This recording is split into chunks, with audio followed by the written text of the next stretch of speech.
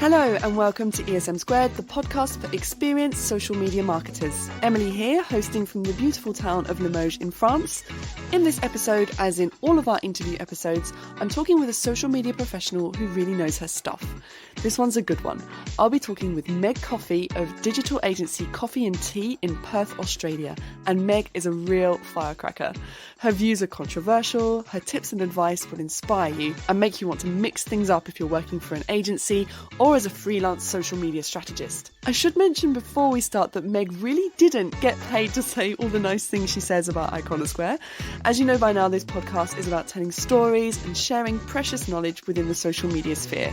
So a massive thanks to Meg again for her kind words and for her honesty and sense of humour in this episode. I think you're going to love it. Let's get started.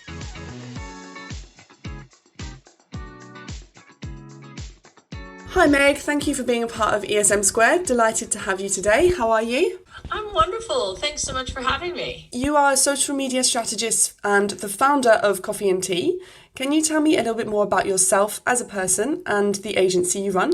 Yeah, so social media strategist is definitely my title. I do not like being called an expert or a guru or a ninja or whatever the hot term of the day is. For me, it is when you're called one of those things, it's as if you know everything. And I don't think you could ever know everything when it comes to social media. It changes too often.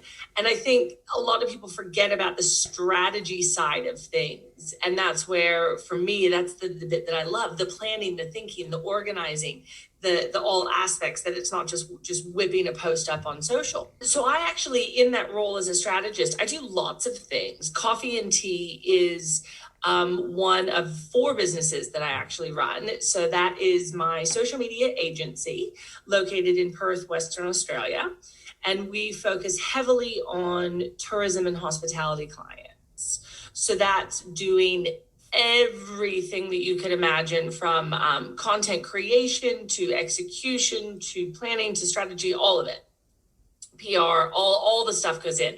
But for tourism and hospitality, and we're lucky in Australia and especially WA, we've got some amazing products to work with.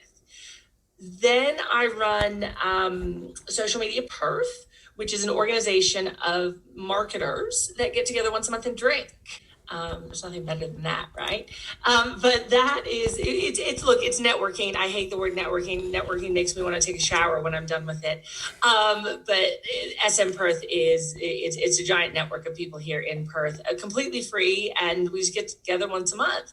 SM Perth grew into the State of Social Conference, has Business 3. State of Social Conference is Australia's largest social media conference, and it is my goal to make it a global conference. And then brand 4 is Meg. And that's weird talking about myself as a business, but I do a fair bit of television and media and things like that here in Australia. So it kind of is a brand and business of its own. And I'm Textralian, so I speak quickly. Yeah, tell me about the Textralian thing. How did that happen? So I am Texan. I grew up in Texas, but I came to Perth, actually, of all places, as a backpacker about 20 years ago and fell in love with Perth and was like, this is where I'm meant to be. And it's not just because I'm in tourism that I say it, but there's honestly no better place in the world to live than Perth. COVID's definitely taught us that when we look at how things are. So Perth was it. And then I was here for long enough that I decided it was time to get my Australian passport. But it's not like you ever give up being Texan, right? Like that's, well, some might say a bad thing, but it's a good thing. Being Texan is great. So I officially call myself Textralian because I've got both passports. And you have officially invented a new word. I know. I love it. It's there's only a few of me. We're great. So tell me about Coffey & Tea. You have a team of 5 there, I think you told me before. Can you tell me who takes care of what in terms of the agency, a bit about your structure, organisation over there? Yeah, so the team, look, we're really lucky. I'm very grateful at the moment that we are actually growing through COVID. Yes, we hurt ourselves, like everybody was hurt in the beginning. But I think, if anything, what the pandemic has shown is that people need to be online. and they need their businesses to be online. And that has impacted us in a really positive way. And so we've grown in that. I've recently added 2 staff members. So I was 3 in April, and now we're at 5, which is just incredible. It's amazing, really. There's a lot of hard work that goes behind it. I've got the wonderful Luke, who is my digital project manager, and he does a lot of execution. He does a lot of the scheduling, and that's where Iconosquare comes in. Is we schedule both Facebook and Instagram through Iconosquare. So he's a lot of on the tools, and then he's in Premiere making videos and all the hands-on stuff, right? So I'd be lost without him. And then I've got Cal, who's a copywriter, and he helps us with all levels of things, because blog writing is a big aspect of what Coffey and Tea does, creating content, because we help with SEO. So that's where my copywriter comes in. And then I've got a marketing coordinator, and she's sort of a hands-on, helps with everything, focusing a lot on email marketing at the moment. I think that email marketing is underutilized, underrated, forgotten about. And so that's something that we as an agency are really starting to focus on. Jess, Luke, me. Oh, and then admin. I'd be lost without my admin girl. Oh my God, she's incredible. Yes. So she's the one that replies to all the emails. She's the one that helps get invoices ready, because we do a lot of workshops and things like that. So she's the one, if you ever email us, Claire's the one that will be the one that responds to you. She keeps me in line. She makes sure I'm on time. Tell me about your clients at the agency. So you mentioned that they're mainly tourism and hospitality industries. Can you name anyone in particular that you work with, what their needs are, how you've helped them, etc.? Yeah, so, we've worked with local visitor centers to try and help tell the story of what it is that we're doing. There was one client that we had, and they're in a beautiful region. However, because of some of the social problems that also happened in the town, it's not really the place that you would send tourists to, right? So we, as the visitor center, had a real challenge in how do we use social and how do we use content to change the image of this place and go, hey, it isn't just about the train line. Ooh, it isn't just about the prison and the court. Ooh, like there's actually, some amazing gardens and hills and the nature. You need to get out here and experience it. So that was a real project for us. And it was also a real accomplishment, getting the Facebook page over 10,000 likes organically for a place that had no right having that many people like it. It's all about the storytelling. And I think that's when I talk to my staff, that's what I really try and drive home to them time and time again, is it has to be about the storytelling, right? It has to be. Social works when we tell a good story. And that's what I think we as an agency try and focus on. One of our clients now, I think I like to work with the diamond in the rough kind of properties, right? And I often do myself out of business because we teach you the tricks of the trade, and then you don't need us anymore. But I don't mind, because I want you to understand what it is that I'm teaching you. So we have this one that we're working with right now it's a beautiful resort, beautiful destination. It's stunning, but it's been really neglected over the past few years as far as there's not been really PR. The rooms are a bit old. Like there's just not, there's newer things around, right? So we've been brought in because they've just spent a whole bunch of money refurbishing restaurants and, lobbies and things like that. So we've been brought in to really drive the social. I mean, they weren't even doing Google Analytics. Yeah. So it's that kind of stuff, and the onboarding. I remember with my team when we were first onboarding them, it's like a nightmare and you're exhausted, your brain hurts, but it's also the stuff that makes you thrive. I guess you have to be a nerd. Like I'm a total nerd, and everyone that works with me is a nerd. Like we thrive on the chaos of making a pixel fire or getting the passwords all, not the same password, all strong, and like that stuff. And we help this, in this case, we help this resort really get a good footing. So now if they're going to go out there and spend money on ads, they're actually tracking it. They're sending all these EDMs out, but having no idea if it's actually driving any traffic. And I think for a long time, you could get away with I think I'm doing well. But that's not how business is anymore. You need to know if your marketing's working. Yeah, so I don't know if that answers your question about my clients, but we do all things for clients. It really just what are the gaps that you need to fill? And my team are the experts. We will make sure that you come out looking schmick, looking amazing. Do you have lots of clients? I expect you do. Yeah, we do. We're not currently taking any new clients on, and for about I think it's 3 months is when we open our books up again. Just because we tend to overservice, our customer service is so high, and there is a lot of hand holding that needs to be done. And one of the things about Australia is that work-life balance is very important here. You need to be able to have that break. And social media is 24/7. It never stops. And people pay us, people hire us so that we'll respond on the weekends and we'll respond out of hours, right? So it's important to me that my staff have a break and my staff can have a disconnect because they too need a break. So I limit how many clients we have. What's your working day like over there then?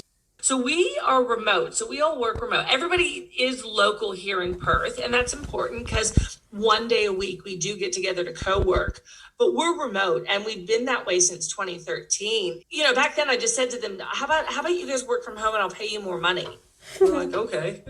That was back before working from home was cool. So in that regard, every day is different. It is, lots of face-to-face meetings.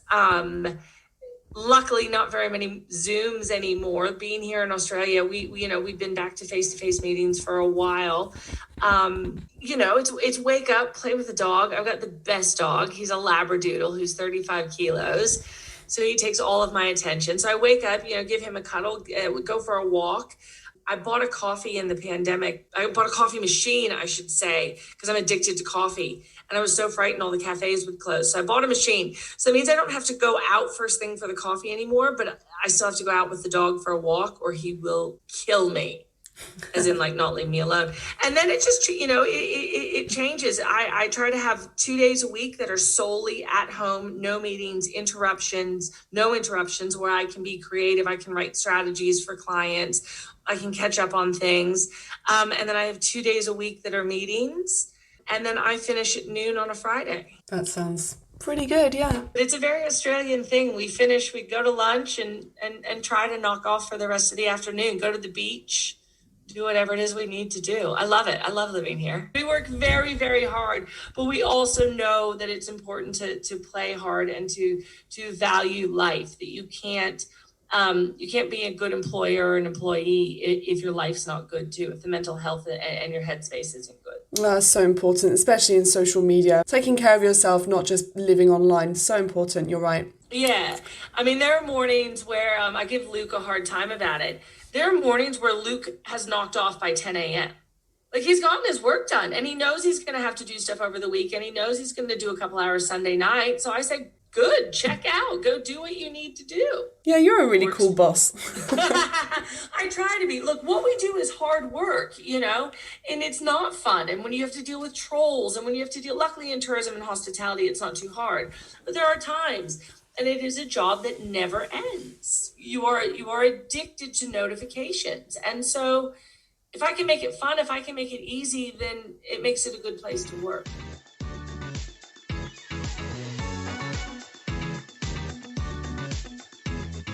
Let's move back to your clients. Which kinds of audiences are you targeting through social media? How do you go about it? Which platforms are the most effective? Sorry, it's about 4 questions in one. Look, it really depends. We deal with all kinds of clients as far as luxury. We don't really deal with any backpacker or low-end travel. We're more in that mid-range to the 3-star to luxury type travel are our clients. So the audiences are, I laugh when I say this, but it is it is honest and it is true. I don't care how old you are. I don't care where you come from, what you look like, what language you speak. I just care that you have enough money to afford my product. It's blunt and it might come off as brash, but it's true. Whether my product is $10 or my product is $10,000, can you afford it or not? Now, of course, I don't go out there with that mass market approach, that spray and pray, because that doesn't work. So we do have clearly defined audiences for our clients, but this is where I come in, and this is where, I come in over the guys, and I go, this is the strategy that applies, right? So as I always say, if we're selling a bed, are we selling the bed to the gray nomad who wants to get out of the caravan and have a good night's sleep? Are we selling the bed to the corporate traveler who just needs Wi-Fi? Are we selling it to the local who wants a dirty weekend away, a staycation? It's the same bed, but which audience are we putting this bed forward to? And then it goes, okay, so if we're talking to the gray nomads, well, you know what? The gray nomads, they're the ones that are on Facebook. So let's talk to them on Facebook there. Corporate travelers, maybe that's LinkedIn. Bucket list travelers, that's Pinterest. So the platforms change. But look, we're seeing a shift in Facebook, a shift away from Facebook, that's for sure. Instagram will always be important with travel. Pinterest is definitely the next big thing. It's been the next big thing for a good year now. I think if you're in tourism and you're not on Pinterest, you're late to the game. So which platforms do we use in that regard? Those are the ones we use. In Australia, we don't use Twitter. Twitter's my favorite platform, but Australians as a general don't use it. And so it's not worth it for tourism and hospitality for what we're doing. LinkedIn, we don't use as much, but Facebook, Instagram, Pinterest, for sure. Okay, you started to answer my next question, which was going to be which of the platforms are most strategic for you at Coffee and Tea? Because I know that you use Twitter a lot to plan your events. So for State of Social, I have gotten every single speaker off Twitter. Like, I don't know if it's because I'm texting. I don't know if it's because I'm just ballsy, but I just send them a message. Like, I start following them for a while and I'll find a way. And when I slide into the DM, it is, like with Matthew Kobach, he was like, where should I go for my honeymoon or something like that? And so I just popped in and I was like, to Australia. And while you're here, you should speak at this conference. For Chris Messina, the guy that invented the hashtag, who's one of the coolest men I've ever met. Like, his mind amazes me. I think he was talking about olive oil or something random like that. And I was like, we have good olive oil here or something like that. But honestly, I use Twitter. For me, it's about connections. It's about, never before. How do you reach the guy that invented the hashtag? Just reach out to him on Twitter. And so I do. I planned all the conference. Any international speaker that I have is because I've reached out to them on Twitter. I think, look, LinkedIn is interesting, but I think as far as networking goes, Twitter all the way. It's an amazing platform. I know a lot of people have problems with Twitter, and they say that they get trolled on Twitter. And it's true. I mean, I got trolled. I got trolled pretty hard in the beginning of September. I kind of brought it upon myself, that one. I got trolled by two separate groups at the same time. One was kind of my fault, one wasn't. But I think you have to be strong with the mute and block button. Like, don't let people into your feed that you don't need there. Don't follow people that bring you angst. Like, I don't follow Donald Trump. Why would I follow him? If I want to see what he has to say, I can go to his profile and look at it. I don't need that information in my feed. So I'm really selective about who I follow. And if you start being mean to me, I block you. I got no problem with that. Tell me about the successful campaigns that you guys have run on social. It can be something that you've run for a client, or maybe one of the campaigns that you've run for one of the events that you've hosted. How would you manage the campaign? What would it entail? Who is it targeted at? Maybe some kind of idea of the return on the investment. Can I be cocky and say every campaign we run is a good, successful campaign? Of course you can. I shouldn't. I'll jinx myself. One of the campaigns, it's not really a campaign. One of the things I'm probably most proud of is what we did with City of Armadale and the way that we changed perception through social media. The way that we used an Instagram account and a Facebook account to tell a story that nobody wanted to listen to, that nobody was interested in. And look, I'm not saying it was only social media. There was an amazing economic development officer that we worked with, and she was really championing all sides of changing the perception of Armidale. So it was definitely a collaboration. But you don't get to 10,000 likes on Facebook organically without telling a really good story and having people be interested in what it is you're offering. And the types of things, like we, would get 200 to 300 likes and comments on every post. And the local air quote perception of this place, we had no business getting that kind of engagement, but we did because we had good content. So I think that's probably, that's not necessarily a campaign, but a project that we worked on that we're most proud of.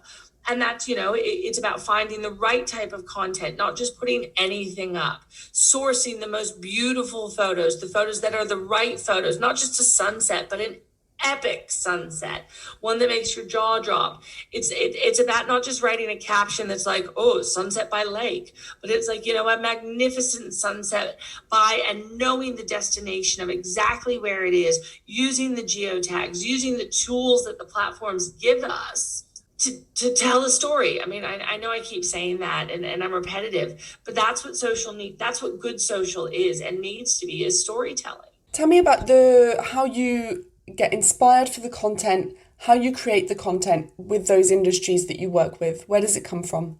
UGC, that is probably 85 to 90% of what we need for tourism, especially when we're dealing with the visitor centers, because it's about sharing other people's vision. And there's no way that we could get out there and create the level of content to sustain what we need to put out there.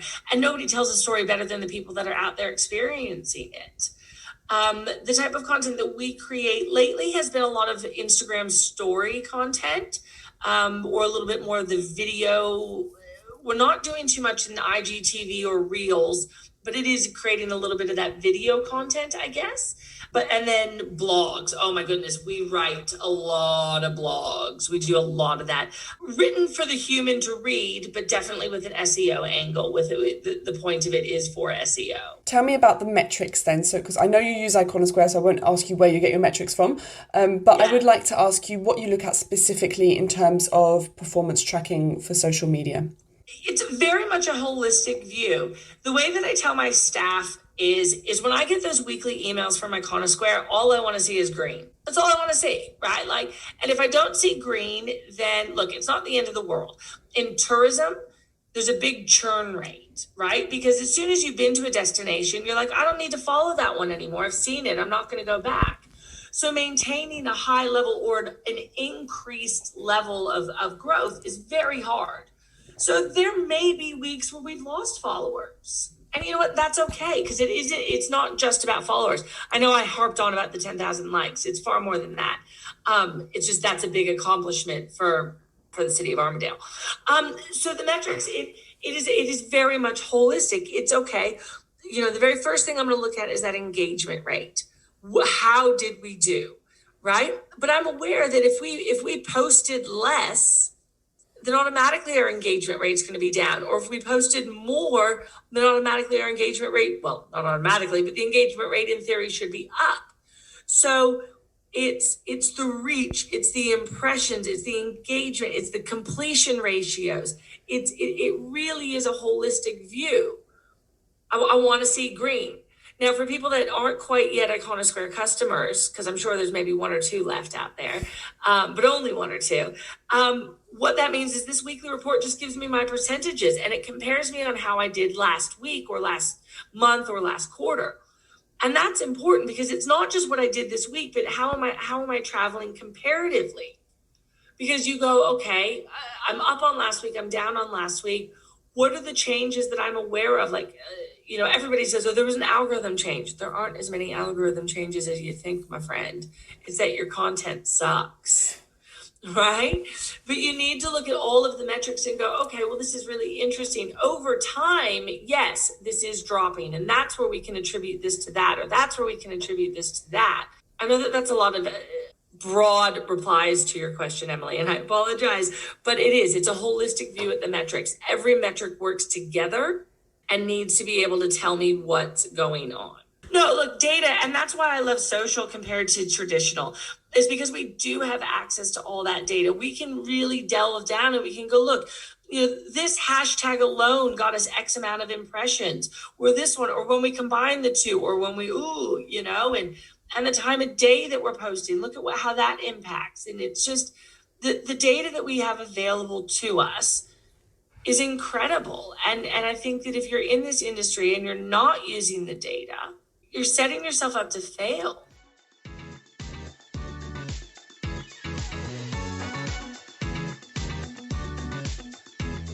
Tell me about your favourite tools. I want your toolbox for social media, the tools you couldn't live without. Obviously, Iconosquare's on that list. I'm not going to ask you that, Ken. Yeah. What else do you use? Okay, so look, I do love Iconosquare, and I could probably say that 10% of your Australian customers are thanks to me. At least West Australian customers are thanks to me. And that's not me boasting. That's just me saying how often I talk about Iconosquare and how good it is for so many different levels. Look, it's not the cheapest tool out there, but they're honestly, like, I use other platforms. I do use other platforms. I think that Sked Social is great. I think that Buffer is great. I think there's other ones, but the analytics that Iconosquare gives me are better than anything. Your scheduling side of things, not my favorite, but my staff actually prefer your scheduling side of things. It's always a funny thing. So my stack, look, I love Iconosquare, and I'm not being paid to say that. However, I should be for as many times as I do say it. Buffer, I would be lost without Buffer. That's what I schedule all my Twitter with. It makes it so easy because they have a widget that you literally just press a button. When we share a lot of articles for SM Perth, and so it's really easy to just get the LinkedIn and the Facebook and the Twitter scheduled right away. It'd be lost without Buffer. Zapier, could not live without Zapier. That program saves me hours. When we talk about automation, there's good automation and bad automation. Zapier is the good automation. Those are my three: Zapier, Buffer. They're in the ones I'm in. What's it? What? Well, yes, Canva. Oh my God, how did I forget about Canva? Look, I use the Adobe suite, and I'm a Photoshop pro. But Canva makes it so easy, and the entire State of Social. If you've seen any graphic or any image from the State of Social conference, it was created on Canva. I'm a fellow Canva enthusiast, I have to say. Yeah. Love it. Well, one of the cool things about Canva is that it was designed by a woman that comes from Perth. I did not know that. Yeah, so you like that it's a woman-led company, you like that it's a Perth company, and it's a unicorn in Australia. It's a privately owned company worth more than $1 billion. And you just go from little old Perth. I love it. Okay, do you know what? I want to wrap up our episode now. I'm going to ask you 4 quick fire questions, and I'm looking for the first answer that pops into your head. Are you ready? Oh gosh, no, this is where I get in trouble. Okay. They're easy, don't worry. Number 1, what takes up most of your time as a social media professional? Doom scrolling. Can you elaborate? So doom scrolling, where you just sit there and scroll and scroll and scroll. No, the scrolling, honestly, the sourcing of content is probably what takes up the longest amount of time. Finding the right stuff to share, the stuff that hasn't been shared already, or just spending time in platform to notice what's going on. What are your favorite accounts on social media? It can be personal. I was going to say you got me, and then my marketer brain turned on. All right, my favorite animal in the world is Where Henry Goes. Hot tip, he might be a 35-kilo Labradoodle. Just say. That's your dog's account. Where Henry Goes, he's the best animal. Then, look, I don't have favorite social media accounts. I ebb and flow on that, depending on what mood I'm in. So I've just bought a house. And so I am remodeling. So everything I'm following at the moment is about remodeling. So I have like some favorite one of those accounts. But like my favorite tourism account, you can't like at Australia or at Western Australia. Oh my God, if you just want to see some photos of the best places in the world, like awesome bucket list inspo. I don't know, that's hard. I don't have favorite ones. That's okay. We've got Where Henry Goes. Yeah, go check out my puppy. He's the best. He's not really a puppy. He's old now, but he's adorable. Yeah, you can't go wrong with a blonde floppy dog, can you? I'm definitely going to go and follow him. Would you say you have a mantra or anything else that helps you with your productivity? With productivity, no, because I'm the queen of procrastination. But I do have a mantra as far as what we do goes and what I tell my staff and how we conduct business. And that is just be authentic and just be yourself, be transparent. If you mess up, say we messed up. Don't mess up. Like don't, but be authentic and don't try to be something that you're not, because you'll get found out. I'm too busy to lie. I'll forget that I lied to you. I'll forget what I told you. So it's just be authentic and be yourself. And look, some people might not like me. A lot of people don't like me, and that's okay. I've come to terms with that because I am who I am. And I think if you're just honest, I think in the end, honest people always win. And you want to follow honest people. You want to engage with them. You want to do business with honest people. So that's what I do. As far as productivity, look, I need a mantra for productivity. I am the queen of doing things at the absolute last minute. But I think I thrive on chaos. Like when I know I have time to do it, there's no pressure. When I know that it's got to be done by 9 a.m. tomorrow, I'll stay up till 3 in the morning getting it done. Yeah, working under pressure kind of girl. I get it. Yeah. I guess that kind of also replies to the last question, which is what would your ultimate advice to community managers be, unless you have another piece of amazing advice to give? No, I think when it comes to community managers and looking after your brands, make sure you understand what your brand stands for. Make sure you understand that in and out. And then tell your story. Don't be creepy, but engage with people. Talk to them. It's social media. And if people don't want to play by the rules, block them. It is 100% your playground. You get to decide what happens. And you're also legally responsible in some places for what happens. So if they can't play by the rules, they don't get to play at all. So I think, but have fun. I think we need to go back to having a little bit of fun with social media. It doesn't need to be all the doom and gloom. And as I said a second ago, the doom scrolling. Have some fun. Perfect answer. Meg, thank you so much for your time today. It's been such a pleasure talking to you. Thank you very much for all of your advice and have a great day. My pleasure. Thank you so much for the chat.